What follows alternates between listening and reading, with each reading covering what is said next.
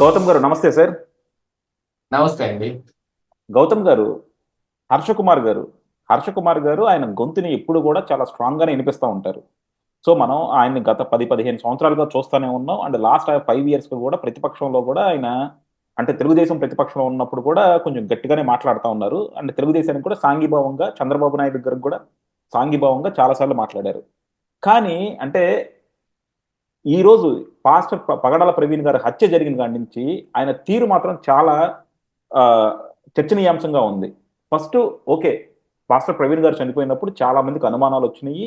So అందులో ఈయన కూడా ఆయనది హత్య అనుకున్నారు, అందులో తప్పు లేదు. కానీ ఆ తర్వాత పోలీసులు చాలా క్లియర్ గా కూడా అన్ని ప్రెజెంట్ చేశారు. ప్రెజెంట్ చేసి ఆల్మోస్ట్ క్రిస్టియన్ కమ్యూనిటీ అంతా కూడా నమ్మారు, ఓకే ఆయనది యాక్సిడెంటే, ఆయన యాక్సిడెంట్ వల్లే చనిపోయారు, దాన్ని ఎవరు చంపలేదని చెప్పి. కానీ అంత తెలిసినా కూడా ఎంతో విఘ్నుడైన మన హర్ష కుమార్ ఇప్పటికి కూడా దాన్ని హత్యే హత్య అని ఎవరినో నమ్మించాలని మాత్రం ప్రయత్నిస్తున్నాడు సార్. అలాగే ఆ హత్యని చంద్రబాబు నాయుడు గారికి లేకపోతే కూటమి ప్రభుత్వానికి అంటకట్టాలని చెప్పి శతవిధాలా ప్రయత్నిస్తున్నాడు. అంటే ఆయన ఒక స్టేజ్ దాటి కూడా మాట్లాడుతూ ఉన్నారనమాట. అంటే వాళ్ళని ఓ, చంద్రబాబు నాయుడు గారు తిట్టం కానీ, లేకపోతే నీ అంతు చూస్తాను, లేకపోతే నువ్వు దిగిపోయేదాకా నేను చూస్తాను, ఇదే నీకు ఇదే శాపం అవుతుంది అన్నట్టు చాలా చాలా ఎక్స్ట్రీమ్కి వెళ్ళి మాట్లాడుతున్నారు. ఏంటి ఏం ఆశించి హర్ష్ కుమార్ గారు ఈ ఇష్యూని ఇంతగా వాడుకుంటున్నారు? ఎందుకంటే ఇది డెఫినెట్ గా ఆయన పొలిటికల్ గా వాడుకుంటున్నారు అన్నది అయితే క్లియర్ గా అర్థమవుతా ఉంది. ఏంటి అసలు ఆయన ఎజెండా ఏమై ఉంటుంది సార్? పొలిటికల్ గా వాడుకోవటం మొదలుపెట్టిన తర్వాత ఇంకా అజెండా ఏముండదండి. ఉన్న ప్రభుత్వం మీద బురద చల్లటం అనే అంశం తప్ప వేరే ఉద్దేశాలు ఏముంటాయి చెప్పండి. ఇప్పుడు ఒక అంశంలో ఒక క్రిస్టియన్ కమ్యూనిటీ మొత్తం ఫస్ట్ లో ప్రవీణ్ పగడాల చనిపోయినప్పుడు అందరూ హత్యే అని అన్నారు. దాన్ని మరి తిప్పి కొట్టడంలో కొంతమంది సక్సెస్ అయినట్టుగానే భావించాలి. పోలీసులు కావచ్చు, పోలీసుల కంటే ముందుగానే చాలా వరకు సీసీ కెమెరా ఫుటేజ్లు చాలా బయట ఛానల్స్ లోని మీడియాలోనే ప్రత్యక్షం అయ్యాయి. వాటన్నిటిని మళ్ళీ పోలీసు మొన్న ఆ ఆ, ఆ, దాన్ని ప్రజెంట్ చేసినప్పుడు మళ్ళీ అలాంటి ఈ సీసీ కెమెరా ఫుటేజ్ చూపిస్తున్నప్పుడు ఇక అందరికీ నమ్మక తప్పలేదు. దాంతో పాటుగా ఏంటంటే ఇప్పుడు ఇందులో పొలిటికల్ యాంగిల్ ఒకటి బాగా ఆ, ఎక్కువగా కనపడతా ఉంది. అంటే మత విద్వేషం రేగొట్టడం అనే ఒక అంశం ప్రాతిపదిక. ఇక్కడ పాస్టర్ గారి మరణం వెనక ఉన్న నిగూఢ అర్థాలు ఏమిటి, దాని వెనకున్న రహస్యం ఏమిటి బయటకు తీద్దామనే ఉద్దేశం కాదు వీళ్ళకున్నది. వీళ్ళకున్నది రాజకీయ లబ్ధి మాత్రమే అనేది ఇక్కడ గట్టిగా అర్థం చేసుకోవాలి. దాంతో పాటుగా ఏమిటంటే ఇప్పుడు విపక్షంలో ఉన్న వైఎస్ఆర్ కాంగ్రెస్ పార్టీ ఏదొచ్చినా సరే దాన్ని అందిపుచ్చుకోవటం అనే అంశంలో వాళ్ళు చాలా గట్టిగా పోరాటం చేస్తారు. ఇప్పుడు వక్ఫ్ బిల్లు మీద జగన్మోహన్ రెడ్డి డ్యూయల్ స్టాండ్ తీసుకున్నాడు. లోక్సభలో ఒక స్టాండు, రాజ్యసభలో ఒక స్టాండు. నేను ఛాలెంజ్ చేసి కూడా చాలా రోజులు అవుతుంది, ఈ రోజుకి నాకు సమాధానం కూడా ఏం చెప్పలేదు. పరిమళ్ నత్వాని ఓటు ఎవరికి వేశారో మీరు దాన్ని బహిర్గతం చేయగలరా, ఆ దమ్ము మీకుందా, ఛాలెంజ్ చేస్తున్నాను అన్నా కూడా దాన్ని ఎవరు పట్టించుకోలేదు. ఎందుకని? పరిమళ్ నత్వాని ఎవరికి ఓటేస్తాడో, దానికి బిల్లుకు అనుకూలంగా వేస్తాడా వ్యతిరేకంగా వేస్తాడా అందరికీ తెలుసు.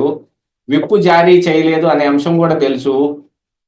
దాని తరువాత మేము విప్పు జారీ చేసామని వీళ్ళు సోషల్ మీడియాలో కొన్ని పేపర్ చూపించినప్పటికీ నమ్మటానికి ఆంధ్ర సమాజం ఏమి ఇక వాళ్ళ వాళ్ళు చెప్పే మాటల్ని పట్టించుకునే స్టేటస్ లో లేదు. వక్ఫ్ బిల్లు మీద జగన్మోహన్ రెడ్డి డ్యూయల్ స్టాండ్ తీసుకున్నాడు అనేది అక్కడ ఫిక్స్ అయిపోయారు. అలాగనే ఇప్పుడు దీన్ని కూడా, ఈ అంశాన్ని కూడా తెరచాటు నుంచి వైఎస్ఆర్ కాంగ్రెస్ పార్టీ నడుపుతోంది. దానికి ఏకైక నిదర్శనం జాన్ బెన్నీ లింగం. ఆ ఆ జాన్ బెన్నీ లింగం వచ్చి మరి మిగతా కొంతమంది ఉద్రేకపూరితమైన ప్రసంగాలు చేసే పాస్టర్లను కొంతమందిని పోగేసి ఆ దాని మీద గొడవ చెయ్యాలి అనే ఒక దురుద్దేశంతో వచ్చారు.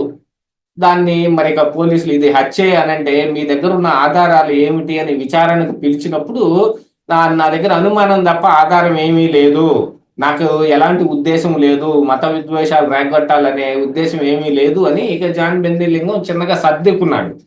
కానీ హర్ష కుమార్కి మరొక వెసులుబాటు ఉంది. ఏమిటి అని అంటే ఆయన పాస్టర్ లాగా ఒక అంశానికి కట్టుబడి ఉండటం, దీనికంటే కూడా ఎక్కువగా రాజకీయానికి కట్టుబడి ఉంటాడు. ఇప్పుడు ఆయన ఒక రాజకీయ నిరుద్యోగి. ఆయన పార్టీలో కానీ ప్రభుత్వంలో కానీ ఎటువంటి ప్రాధాన్యత లేని ఒక రాజకీయ నాయకుడు. ఇప్పుడు దీన్ని అందిపుచ్చుకొని దీన్ని గట్టిగా ఏదో ఒకటి చేయాలి అని. దీంతో పాటుగా మరి ఇక హర్ష కుమారే కాకుండా మరొక వైపు మరి 2 తక్కెడలో 2 ప్లేట్లలో ఇద్దరున్నట్టుగా మరొక వైపు కేఏ పాల్ కూడా ఉన్నాడుగా. కేఏ పాల్ కూడా మరి ఇది ఖచ్చితంగా హత్యే అని చెప్పే అంశంలో కావచ్చు, ఇంకోటి దాంట్లో కూడా ఆయన ఆయన ఏదో మరి ఇక ఆయన పోరాటం చేస్తున్నాననే దీంట్లో ఆయన డ్రామా ఆయన రక్తి కట్టిస్తున్నాడు. ఇక హర్ష కుమార్ కూడా పోలీసులు ఏం చేశారు, నోటీస్ ఇచ్చారు. ఇప్పుడు హత్య అని అంటే మీ దగ్గర ఆధారాలు ఉంటే దాన్ని మాకు ఇవ్వండి, మేము ఆ కోణంలో మేము మీ దీన్ని దర్యాప్తు చేస్తాము అని అంటే, మరి ఆధారం ఒకటి కూడా ఎందుకు ఇవ్వలేకపోయాడు హర్ష కుమారు?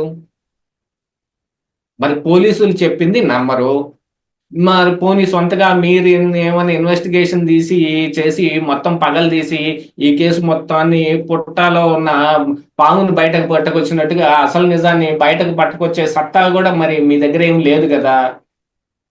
లేనప్పుడు దీన్ని వాడు చెప్పిందన్నా నమ్మాలి, లేదు మా అనుమానం ఉంది కాబట్టి మేము నమ్మం అని అనుకుంటే దాన్ని చట్టపరంగా ప్రూవ్ చేయాల్సిన స్టేటస్ లో మీరే ఉంటారు. ఎందుకంటే పోలీసు బయట పెట్టిందంతా పెట్టింది. ఇప్పుడు ప్రవీణ్ పగడాలని హైదరాబాద్ లోనే కిడ్నాప్ చేసేసి ఆయన దుస్తుల్లో ఒక మాస్క్ పెట్టుకున్న ఒక మనిషిని ఆడ నుంచి ఇక్కడ దాకా ట్రావెల్ చేయించి ఆయన 4 సార్లు 5 సార్లు కొంచెం డిఫాల్ట్ అయ్యే విధంగా యాక్టింగ్ చేయించి 2 సార్లు యాక్సిడెంట్లో కింద పడేటట్టుగా, ఒకసారి అయితే మరి ఆర్టీసీ బస్సు డ్రైవరు చలాకీగా ఆయన తప్పించాడు కాబట్టి సరిపోయింది, లేకపోతే డూప్ అయినా చచ్చిపోయి ఉండేవాడు కదా. అక్కడ యాక్సిడెంట్ ని ఎవరు ప్రిడిక్ట్ చేయలేరు కదా. అలాంటిది ఏదన్నా జరిగి డూప్ చచ్చిపోయాడు అనుకోండి, ఇప్పుడు ఆ శవం మాయం చేయలేక వాళ్ళు చావాలి. అలాంటి రిస్క్ ఎందుకు తీసుకుంటారు ఎవరైనా? దట్టు వచ్చి ఈ ఎక్కడైతే యాక్సిడెంట్ జరిగి ఆ చనిపోయిన ప్రదేశం ఏదైతే ఉందో అది ఖచ్చితంగా సీసీ కెమెరాల్లోనే వచ్చేటట్టుగా ఎందుకు ప్లాన్ చేస్తారు? అక్కడ ఉన్న వాటన్నిటిని అర్థం చేసుకున్న మిగతా పాస్టర్లు, ఎందుకంటే ఇన్సిడెంట్ జరగంగానే చాలా మంది పాస్టర్లు వచ్చి ఇది హత్యే అన్న వాళ్ళు చాలా మంది ఉన్నారు. విజయ్ ప్రసాద్ రెడ్డి కావచ్చు, జాన్ పాల్ కావచ్చు, వీళ్ళందరూ. దీంతో పాటుగా ఇప్పుడు మరి హిందూ సంఘాల వైపు నుంచి ఉన్న హిందూ జనశక్తి పేరు లలిత్ కుమార్ ఏదో ఉండాలి, అతని పేరు జరగాల్సిందంతా ఏం జరిగింది, వీళ్ళు కూడా ఎటువంటి దీన్ని చేయలేక ఇది యాక్సిడెంట్ అయి ఉండొచ్చు అని మరి మిగతా పాస్టర్లందరూ కూడా వీడియోలు పెట్టారు. అయినా కూడా హర్ష్ కుమార్ ఎందుకు ఒప్పుకోవటం లేదు అనంటే దాని వెనకున్న ఉద్దేశం ఒకటే అర్థం చేసుకోవాలి. ఇప్పుడు కూటమి ప్రభుత్వం ఆయన పిలిచి పెద్ద పెట్టేసి బాబు నువ్వు దీని గురించి మాట్లాడద్దు, నీకు కావాల్సింది మేము చేస్తాం అని అతనితో ఒప్పందం కుదుర్చుకోవాలనే ఉద్దేశం ఆయనకు ఉందేమో. లేదు, అలాంటి ఉద్దేశం కాకపోయినా ఈ దెబ్బతోటి చూడు, దీన్ని సాకుగా అడ్డం పెట్టుకుని నేను అధికారంలో ఉన్న వాళ్ళ మీద విరుచుకు పడిపోతే ప్రజలందరి దగ్గర నుంచి నాకు చాలా ఎక్కువ మొత్తంలో ఆదరణ లభిస్తుంది, మళ్ళీ నేను ఫైల్లోకి వస్తాను అని అనుకుంటున్నాడేమో. ఎవరేం చెప్తారు? హర్ష కుమార్ బ్యాక్గ్రౌండ్ చూసుకుంటే డెఫినెట్ గా కాంగ్రెస్ పార్టీ నుంచి వచ్చిన మనిషే కదా. ఈ రోజు కాంగ్రెస్ అధ్యక్షురాలు షర్మిల గారేమో ప్రవీణ్ పగడాల గారి కేసు గురించి అంటే ఎక్కువ మాట్లాడలేదు. అందులాగే వాళ్ళు ప్రభుత్వం నిగ్గు తెలుస్తుందని చెప్పి కూడా చెప్పేశారు. ఆ తర్వాత ప్రభుత్వం చెప్పినాక వాళ్ళు సైలెంట్ అయిపోయారు. ఈయన ఇంకా సైలెంట్ అవ్వకుండా, అంటే వాళ్ళ పార్టీ సైలెంట్ అయిపోయినా సరే పార్టీ అంగీకరించిన ఇంకా అంగీకరించకుండా ఇంకా మాట్లాడుతూ ఉన్నారు. అందులోనూ ఈయన వాడుతున్న భాష చూస్తుంటే మాత్రం ఈరోజు ఇప్పుడు ఈయన మాట్లాడుతున్న ఐజీలను విమర్శించడం కానీ, డీజీఐజీలను విమర్శించడం కానీ, పోలీస్ శాఖను విమర్శించడం కానీ, చంద్రబాబు గారిని విమర్శించడం కానీ, లోకేష్ గారిని విమర్శించడం కానీ చూస్తే ఈయన భాష అంతా కూడా వైఎస్ఆర్సీపీ నుంచి తెచ్చుకు పెట్టుకున్న భాషలా కనబడతా ఉంది. సో ఈయన వెనకాల వైఎస్ఆర్సీపీ వాళ్ళు ఉన్నారా అని. ఇప్పుడు కాంగ్రెస్ పార్టీ పట్టించుకోవడం లేదు. కాంగ్రెస్ పార్టీ అధ్యక్షురాలు షర్మిల ఉంది, ఆవిడ కూడా సర్దుకుంది అని అంటే ఆవిడ ఉందనే సంగతి మనం గుర్తు చేసుకుంటేనే తెలుస్తుంది. ఇప్పుడు వాళ్ళు ఒక సీటు కూడా గెలుచుకోకపోయినప్పటికీ విపక్షంలో ఉన్న పార్టీల కిందే కదా లెక్క కాంగ్రెస్ పార్టీ అంటే. ఆ పార్టీ నుంచి ఆవిడ ఏమి గొంతుకు వినిపిస్తుంది? ఏం లేదు. ఆవిడ అసలు పార్టీ అధ్యక్షురాలు పదవి తీసుకుని ఆంధ్రప్రదేశ్ రాష్ట్రానికి వచ్చి జగన్మోహన్ రెడ్డి పోటీ చేసిన ఆ స్థానంలోనే ఆవిడ పోటీ చేయకుండా కడప ఎంపీ స్థానానికి పోటీ చేసిన రోజే అర్థమైపోయింది ఆవిడకున్న ఉద్దేశాలు మొత్తం అన్ని క్రిస్టల్ క్లియర్ గా కనపడుతూ ఉన్నాయి. జగన్మోహన్ రెడ్డితో సెటిల్ చేసుకోవడానికి మాత్రమే ఆవిడ ఆంధ్రప్రదేశ్ వచ్చింది. కాంగ్రెస్ పార్టీ అధ్యక్షురాలుగా ఇక్కడికి రావటం వెనుకున్న ఉద్దేశం జగన్మోహన్ రెడ్డితో సెటిల్మెంట్ జరగటం అనేది. ఆ ఒక్క ఉద్దేశం తప్ప ఆవిడకి పార్టీ కానీ రాజకీయాలు కానీ ఇటేటితో సంబంధం లేదు. అందుకని కాంగ్రెస్ పార్టీ నాయకులు ఏదన్నా చేసుకోదలుచుకుంటే వాళ్ళు సొంతగానే చేసుకుంటున్నారు. ఇప్పుడు హర్ష్ కుమార్ చేసుకుంటుందంటే ఆయన సొంతగానే, పార్టీ స్టాండ్ ఏం కాదు అది. ఇంకా ఇందులో ఎందుకంటే ఇది యాక్చువల్ గా ఈ అంశం పార్టీ స్టాండ్ తీసుకునే అంశం కూడా ఏం కాదు. ఇది విధానపరమైన నిర్ణయం ఇంకోటో కాదు. ఇది ఒక యాక్సిడెంట్. దానికి హత్య అనే అనుమానాలని ఈయన బలంగా రేకెత్తించి ప్రజల్లో అశాంతి రేగే విధంగా చేస్తా ఉన్నాడు. క్రిస్టియన్ సమాజం మొత్తం ఇప్పుడు చాలా మంది ఇది హత్య అని నమ్ముతూ ఉన్నప్పటికీ మరి పోలీసులు చూపించిన ఆధారానికి వాళ్ళు ఎదురు చెప్పలేకనో, వాళ్ళు సొంతగా ఇన్వెస్టిగేషన్ చేసి దాంట్లో ఉన్న ఈ నిజాలు మొత్తం బయటికి తీయలేకనో ఒప్పేసుకున్నారు. అలా ఒప్పుకోవటానికి ఈయన ఏమి పాస్టర్ కాదు, ఈయనేమి క్రిస్టియన్ సమాజం నుంచి వచ్చిన ఒక ప్రవక్త ఏం కాదు. ఈయన రాజకీయం చేయడానికి వచ్చాడు. రాజకీయం చేయాల్సినప్పుడు ఏం చేయాలి? ఒక అంశాన్ని ఎత్తుకున్నప్పుడు ఎంతమంది ఎన్ని చెప్పినా, ఎంత నిజం చూపించినా నేను ఒప్పుకోను అని అనాలి. అదే రాజకీయ నాయకుడి యొక్క ముఖ్య లక్షణం. నేను ఒప్పుకోను అని చెప్పాలి. నన్ను కొట్టండి, కొయ్యండి, నరకండి, చంపండి, ఏం చేసినా నేను ఒప్పుకోననే అంటాడు. అదే చేస్తున్నాడు హర్ష్ కుమార్. ఇందులో రాజకీయ ఉద్దేశాలు మాత్రమే చూడాలి తప్ప ఆ హర్ష కుమార్ చేసేదానికి శాంటిటీ అయితే ఏం లేదు. వాళ్ళ పార్టీ తరపు నుంచి లేదు, ఆ క్రిస్టియన్ సమాజం నుంచి లేదు. చాలా మంది క్రిస్టియన్స్ కూడా ఇప్పుడు ఎందుకు అనవసరమైన గోల, ఇప్పుడు దీంతో పోయిన ఆయన ఎటు పోయాడు?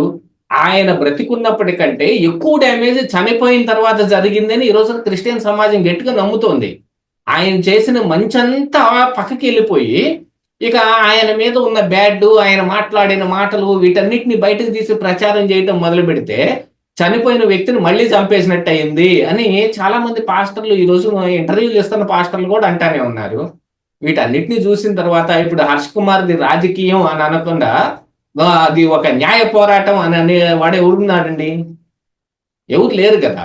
హర్ష్ కుమారు ఆడుతోంది ఒక పెద్ద డ్రామా, ఒక రాజకీయ కుట్ర. దీని వెనక వైఎస్ఆర్ కాంగ్రెస్ పార్టీ ఉందా అనే అనుమానాలు ఉంటే గనక నేనైతే ఖచ్చితంగా నమ్ముతాను ఉందనే. ఎందుకంటే నాకు కనిపిస్తున్న దాన్ని బట్టి అలాగనే కనిపించింది. ఇలాంటి వాటన్నిటిని పెంచి పోషించడానికి మరి ఆ పార్టీ ఎప్పుడు సిద్ధంగానే ఉంటుంది. వాటన్నిటిని కొంత అక్కడ నిప్పు రేగుతుంటే దాంట్లో ఖచ్చితంగా వీళ్ళు ఆజ్యం పోస్తారు. అట్లాగా ఆజ్యం పోస్తే ఇక మరి దానికి తగ్గ న్యాయం చేయాలేమో హర్ష్ కుమారు. తీసుకొని రేపు ఏంటయ్యా నిన్ను నమ్మి నీకు ఇంత చేస్తే నువ్వేం చేసావు అని అడిగితే ఏం చెప్పగలుగుతాడు?